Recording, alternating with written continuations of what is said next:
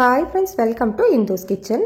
இன்றைக்கி நம்மளோட கிச்சனில் ரொம்ப சிம்பிளாக அதே நேரத்தில் ரொம்பவே ஹெல்த்தியான ராகி ஆப்பம் எப்படி செய்கிறதுன்னு பார்க்கலாம். இந்த மெத்தடில் ஆப்பம் செஞ்சு பாருங்கள். டேஸ்ட் அவ்வளோ சூப்பராக இருக்கும், நல்ல பஞ்சு மாதிரி இருக்கும்.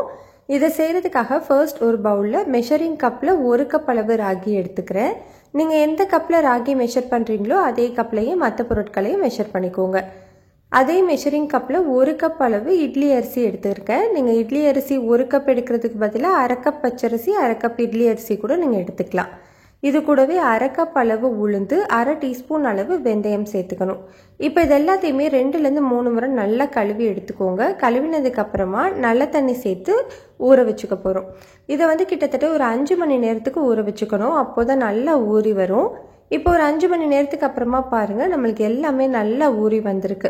இதை நீங்கள் மிக்சிலேயோ கிரைண்டர்லேயோ சேர்த்து அரைச்சிக்கலாம். நான் இன்றைக்கி கிரைண்டரில் தான் சேர்த்து அரைச்சிருக்கேன். அரைக்கும் போது இதுக்கு தேவையான அளவு உப்பு, 1 டேபிள் ஸ்பூன் அளவு கல்லுப்பு சேர்த்து அரைச்சிட்டேன். மாவை நல்லா இந்த மாதிரி கை வச்சு நல்லா ஒரு 2-3 நிமிஷத்துக்கு கரைச்சி விட்டுக்கணும். கரைச்சதுக்கு அப்புறமா இதை ஒரு மூடி போட்டு 6லேருந்து 8 மணி நேரத்துக்கு புளிக்க வச்சுக்கலாம். இப்போ பாருங்கள், நம்மளுக்கு 8 மணி நேரத்துக்கு அப்புறமா மாவு நல்லாவே புளிச்சு வந்திருக்கு பாருங்கள். பார்க்கும்போதே உங்களுக்கு தெரியும். இப்போ நீங்கள் எந்த அளவுக்கு ஆப்பம் செய்ய போகிறீங்களோ அந்த அளவுக்கு மட்டும் மாவை ஒரு பவுலுக்கு மாற்றிட்டு பேலன்ஸ் மாவை 2லேருந்து 3 நாளைக்கு நீங்கள் ஸ்டோர் பண்ணி வச்சுக்கலாம். இப்போ நான் மாவை கொஞ்சமாக எடுத்திருக்கேன். மாவோட கன்சிஸ்டன்சி நார்மல் தோசை மாவை விடவே கொஞ்சம் தண்ணியாக இருக்கணும். அப்போதான் ஆப்பம் செய்கிறதுக்கு நம்மளுக்கு ஈஸியாக இருக்கும். பாருங்கள், நான் கரைச்சி எடுத்திருக்கேன். மாவோட கன்சிஸ்டன்சி இந்த மாதிரி இருக்கணும். ஆப்பம் பேனை சூடு பண்ணதுக்கப்புறமா நம்ம ரெடி பண்ணியிருக்கிற மாவில் நான் 2 கரண்டி சேர்த்துக்கிறேன். இந்த மாதிரி சுற்றி விட்டுக்கோங்க. சுற்றி விட்டுட்டு உங்களுக்கு தேவைப்பட்டதுன்னா நீங்கள் எண்ணெய் சேர்த்துக்கலாம். நான் இன்றைக்கி எண்ணெயெல்லாம் எதுவுமே சேர்க்கலை.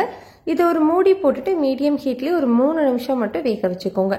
3 நிமிஷத்துக்கு அப்புறமா பாருங்கள், நம்மளுக்கு சூப்பராக நல்லா பஞ்சாக ராகி ஆப்பம் ரெடி ஆயிடுச்சு.